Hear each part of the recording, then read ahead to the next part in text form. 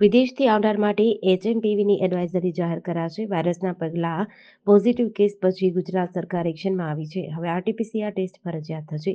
ઋષિકેશ પટેલે નિવેદન આપતા જણાવ્યું, ગુજરાતમાં પહેલો કેસ નોંધાયો છે. 2 માસની બાળકીનો કેસ ડિટેક્ટ થયો છે. આ ચિંતાનો કેસ નથી. વાયરસની ઇન્ટેન્સિટી કેટલી છે તેના આધારે ફોરેન ટુરિસ્ટ માટેની ગાઈડલાઈન નક્કી થશે. વધુમાં જણાવ્યું કે કેન્દ્ર સરકાર રાજ્ય સરકારને ગાઈડલાઈન આપશે એ પ્રકારે કામગીરી થશે. રાજ્ય સરકારે ટેસ્ટિંગ માટેની કીટ ખરીદવા માટેની મંજૂરી આપી દીધી છે. શરદી, તાવ, ઉધરસ, ગળામાં દુખાવો થાય તેવા લક્ષણો આ વાયરસના છે. જે લક્ષણ હોય તેની દવા થાય એ જ એસઓપી છે. આ વાયરસને લઈ કોઈ ખાસ દવા નથી. વાયરસને પહોંચી વળવા માટે રાજ્ય સરકાર બિલકુલ સજ્જ છે. ચીનમાં ફેલાયેલા કોરોના જેવા વાયરસના કેસ હવે ભારતમાં દેખાઈ રહ્યા છે. સુરત શહેરમાંથી 15 લાખની કિંમતના હાઇબ્રિડ ગાંજા સાથે પોલીસે 2 શખ્સોને ઝડપી પાડ્યા છે. જ્યારે આ રેકેટ સાથે સંકળાયેલા અન્ય શખ્સોની શોધખોળ હાથ ધરવામાં આવી છે. શહેરના ઇન્ડોર સ્ટેડિયમ નજીક રેન્જ રોવર કાર લઈ ડિલિવરી લેવા આવેલા નબીરા અને ડિલિવરી આપવા આવેલ શખ્સને દબોચી લીધા હતા, જેમની પાસે 500 ગ્રામ હાઇબ્રિડ ગાંજો મળ્યો છે. લક્ઝરી કાર લઈને ગાંજો લેવા આવેલો યુવક પોતાના ગ્રુપમાં પૈસા લઈ ગાંજાનું વેચાણ કરતો હોવાનું સામે આવ્યું છે. ગાંજાની હેરાફેરીમાં અન્ય કેટલા લોકો સંડોવાયેલા છે તે દિશામાં પોલીસ તપાસ હાથ ધરી રહી છે. સુરતના ઇન્ડોર સ્ટેડિયમ નજીક ગાંજાની ડિલિવરી થવાની બાતમીના આધારે પોલીસે વોચ ગોઠવી હતી. ટી20 વર્લ્ડ કપ પછી બીસીસીઆઈ દ્વારા ભારતની મહિલા ટીમ માટે વધુ 2 ટીમો સાથે શ્રેણીની જાહેરાત કરવામાં આવી હતી, જેમાં ડિસેમ્બર 2024માં વેસ્ટ ઇન્ડિઝ સામે મેચ રમાયા બાદ નવા વર્ષના પ્રારંભે આયર્લેન્ડ સામે વન ડે મેચની શ્રેણી રમાવા જઈ રહી છે. જે તમામ 3 મેચ રાજકોટના નિરંજન શાહ સ્ટેડિયમ ખાતે રમાશે, જેના માટે આજે 6 જાન્યુઆરીના રોજ કાલાવડ રોડ પર આવેલ હોટલ સયાજી ખાતે આયર્લેન્ડની મહિલા ક્રિકેટ ટીમનું આગમન થયું છે. મહિલા ખેલાડીઓનું આરતી અને કપાળે ટીકા કરી બુકે ફૂલહારથી સ્વાગત કરાયું હતું. આજે ભારતીય મહિલા ટીમનું પણ આગમન થશે. હાલ રાજકોટમાં ક્રિકેટ ફીવર જોવા મળી રહ્યો છે. એક દાયકા કરતા વધુ સમયથી કાર્યરત આ સ્ટેડિયમમાં પ્રથમ વખત વિમેન્સ ટીમ ક્રિકેટ રમશે. અમેરિકામાં આવેલા ભયાનક બરફના વાવાઝોડાના કારણે ઘણા રાજ્યોમાં હાઈ એલર્ટ છે. અંદાજ લગાવવામાં આવી રહ્યો છે કે આ છેલ્લા 10 વર્ષમાં સૌથી ભયાનક બરફનું વાવાઝોડું હોઈ શકે છે. સ્થિતિને જોતા અમેરિકાના રાજ્યો કેન્ટુકી, વર્જિનિયા, વેસ્ટ વર્જિનિયા, કેન્સાસ, અરકાન્સસ અને મિઝોરીમાં ઇમરજન્સી જાહેર કરાઈ છે. ન્યૂઝ એજન્સી એપીના જણાવ્યા અનુસાર નેશનલ વેધર સર્વિસના જણાવ્યા અનુસાર આ વાવાઝોડાથી અમેરિકાના 6 કરોડ લોકોને અસર થશે.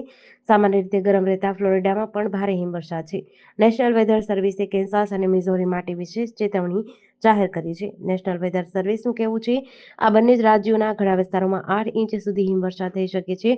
અહીં 72 કિલોમીટર પ્રતિ કલાકની ઝડપે પવન ફૂંકાઈ રહ્યો છે.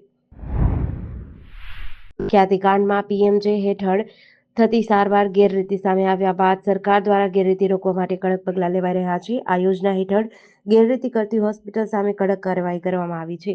જોકે આ કડક કાર્યવાહી વચ્ચે ઇમરજન્સી કેસમાં કેટલાક દર્દીઓને તાત્કાલિક એપ્રુવલ ન મળતું હોવાની વિગતો સામે આવી છે. સુરતના વરાછા બેઠકના ધારાસભ્ય કુમાર કાનાણીએ આવા દર્દીઓની યાદી સાથે મુખ્યમંત્રીને પત્ર લખ્યો છે. આ યોજનાનો થતો દુરુપયોગ રોકવાની વાત કરી છે, પરંતુ જે દર્દી સાચા છે તેઓને તાત્કાલિક એપ્રુવલ મળે તે માટે રજૂઆત કરી છે. છેલ્લા કેટલાક દિવસથી શહેરની જાણીતી હોસ્પિટલોમાં સારવાર માટે ગયેલા દર્દીઓના આયુષ્માન કાર્ડની મંજૂરી સરકાર દ્વારા આપવામાં આવી રહી નથી. ઘણા દર્દીઓ એ પણ છે કે જેઓ સારવાર લેવા માટે પહોંચી ગયા, પરંતુ ત્યાં તેમના કાર્ડ એપ્રુવ થયા નથી. તેના કારણે તેમને આર્થિક મુશ્કેલીઓનો સામનો કરવો પડી રહ્યો છે. કેટલાક હોસ્પિટલમાં હવે એ પ્રકારનું લખાણ લખાવી લે છે કે આયુષ્માન કાર્ડ જો એપ્રુવલ ન થાય તો તમારે તમારી સારવારનો તમામ ખર્ચ આપવો પડશે. કેનેડાના વડાપ્રધાન જસ્ટિન ટ્રુડો બુધવાર પહેલા પોતાના પદ પરથી રાજીનામું આપી શકે છે. કેનેડિયન મીડિયાને ટાંકીને આ માહિતી સામે આવી છે.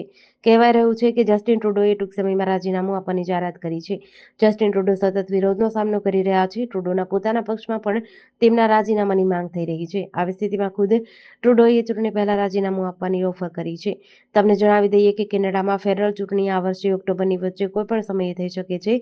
ગ્લોબલ એન્ડ મેલે તેના અહેવાલમાં જણાવ્યું કે ટ્રુડોનું રાજીનામું બુધવારે યોજાનારી મહત્વપૂર્ણ રાષ્ટ્રીય કોકસની બેઠકમાં પહેલા આવશે. એક સૂત્રએ પબ્લિકેશનને જણાવ્યું કે કેનેડિયન પીએમને લાગે છે કે તેમણે લિબરલ કોકસની બેઠક પહેલા જાહેરાત કરવાની જરૂર છે, તેથી તેમના પોતાના સાંસદો દ્વારા તેમને હાંકી કાઢવામાં આવ્યા હોય તેવું ન લાગે. ગુજરાતમાં આજથી ફરી ઠંડીનો રાઉન્ડ શરૂ થયો છે. છેલ્લા 2 દિવસથી ઉત્તર ભારતમાં હિમવર્ષા શરૂ થઈ છે, જેના પગલે તાપમાન ફ્રીઝિંગ પોઈન્ટ પર છે. રાજ્ય પર આવતા પવનની દિશા બદલાતા ઉત્તર પશ્ચિમથી ઉત્તરના પવનો શરૂ થયા છે. બર્ફીલા પવનો ફૂંકાતા રાજ્યમાં વિવિધ જિલ્લામાં તાપમાન 5 ડિગ્રી ઘટ્યું છે. આગામી 3 દિવસ શહેરમાં ઠંડીમાં ક્રમશઃ વધારો થવાની વકી છે. આ સાથે જ સિઝનની સૌથી વધુ ઠંડી હશે. આગામી દિવસોમાં આ વિસ્તારો સહિત મધ્ય ગુજરાતના ભાગોમાં ઠંડી અનુભવાશે. છેલ્લા એક સપ્તાહથી રાજ્યમાં ઠંડીથી વાંશિક રાહત મળી હતી, પરંતુ હવે ફરી એક વખત સ્વેટર અને ધાબળા કાઢવા માટે ગુજરાતવાસીઓએ તૈયાર રહેવું પડશે. ફરી એક વખત હાડ થીજવતી ઠંડી શરૂ થવા જઈ રહી છે. ત્યારે સૌથી ઓછું લઘુત્તમ તાપમાન નલિયામાં 6.4 ડિગ્રી સેલ્સિયસ નોંધાયું હતું. છત્તીસગઢના બીજાપુર જિલ્લાના પત્રકાર મુકેશ ચંદ્રકારની હત્યાના કેસમાં મુખ્ય આરોપી અને માસ્ટરમાઇન્ડ સુરેશ ચંદ્રકરની એસઆઈટી દ્વારા રવિવારે મોડી રાત્રે હૈદરાબાદથી ધરપકડ કરવામાં આવી છે. હાલ તેની પૂછપરછ ચાલુ છે. સુરેશ પત્રકાર મુકેશ ચંદ્રકારનો પિતરાઈ ભાઈ છે. આ કેસમાં 3 સગા ભાઈઓ સહિત 4 આરોપીઓની ધરપકડ થઈ છે. મુકેશના પોસ્ટમોર્ટમ રિપોર્ટમાં માથા પર ઈજાના 15 નિશાન, લીવરના 4 ટુકડા, ગરદન તૂટેલી અને ફાટેલું હૃદય મળ્યું હતું. સુરેશ ચંદ્રકાર વ્યવસાયી કોન્ટ્રાક્ટર છે અને રાજકારણ સાથે જોડાયેલો છે. આરોપ છે કે કોન્ટ્રાક્ટરના ભ્રષ્ટાચારના સમાચાર મુકેશ ચંદ્રાકારે કર્યા હતા, જેનાથી નારાજ થઈને સુરેશે મુકેશની હત્યા કરાવી. સુરેશે મુકેશને ખાવાના બહાને તેના બેડમિન્ટન કોર્ટ પરિસરમાં બોલાવ્યો હતો અને તેના ભાઈ અને સુપરવાઇઝરના હાથે મુકેશની હત્યા કરાવી હતી. અમદાવાદ શહેરના સતત ધમધમતા સાઉથ બોપલ વિસ્તારમાં આવેલી જ્વેલર્સ પેઢીમાંથી 50 લાખથી વધુ દાગીનાથી થયેલી લૂંટની ભેદને ઉકેલવામાં પોલીસને સફળતા મળી છે. થોડે દિવસે જ્વેલર્સ પેઢીમાં ત્રાટકી શાકભાજીની માફક વીણીને દાગીનાની લૂંટ ચલાવનાર લૂંટારુઓ ફરાર થયા બાદ પોલીસે સીસીટીવીના આધારે તપાસ કરી હતી. આ મામલે પોલીસે યુપીથી લૂંટારુઓ સહિત 10 આરોપીની અટકાયત કરી છે. યુપીથી ઝડપાયેલા આરોપીઓને અમદાવાદ લવાઈ રહ્યા છે. લૂંટારુઓને લૂંટ માટે જ્વેલર્સ પેઢી નજીક જ ફરજ બજાવતા એક સિક્યોરિટી ગાર્ડે ટીપ આપી હોવાનું સામે આવ્યું છે. પોલીસે લૂંટારુઓને ઝડપી લેવા માટે 200થી વધુ સીસીટીવી તપાસ્યા હતા અને જેના આધારે શંકાસ્પદોની અટકાયત કરી હતી. આ લૂંટ કેસનો ભેદ ઉકેલવામાં સ્થાનિકોએ પણ પોલીસને ઘણો સહકાર આપ્યો હતો. સાબરકાંઠા જિલ્લા એસઓજી શાખાએ હિંમતનગરના મોતીપુરા વિસ્તારમાં વાહન ચેકિંગ દરમિયાન સેન્ટ્રો કારમાંથી ચોરીના 12 મોબાઈલ ઝડપીને આંતરરાજ્ય ચોરીના 3 ગુના ઉકેલ્યા હતા. એ ડિવિઝન પોલીસ સ્ટેશનમાં 12 મોબાઈલ અને કાર મળી 5.15 લાખનો મુદ્દામાલ કબજે લઈને અજાણ્યા કાર ચાલક સામે ફરિયાદ નોંધી આગળની કાર્યવાહી હાથ ધરી હતી. આ અંગે એસઓજી શાખામાંથી મળેલ માહિતી મુજબ સાબરકાંઠા એસઓજી એટીએસ ચાર્ટરને લગતી કામગીરી માટે હિંમતનગરના મોતીપુરા સર્કલ પર વાહન ચેકિંગ કરતા હતા. દરમિયાન હ્યુન્ડાઈ કંપનીની સેન્ટ્રો કારનો ચાલક દૂરથી પોલીસને જોઈને પોતાની સેન્ટ્રો કાર સાઈડમાં મૂકી નાસી ગયો હતો. જે કારમાં તપાસ કરતા તેમાંથી iPhone, Samsung Z5 fold, OnePlus સહિતની કંપનીના અલગ અલગ ટોપ મોડલના 12 ચોરીના મોબાઈલ રૂપિયા 4.15 લાખની કિંમતના મળી આવ્યા હતા.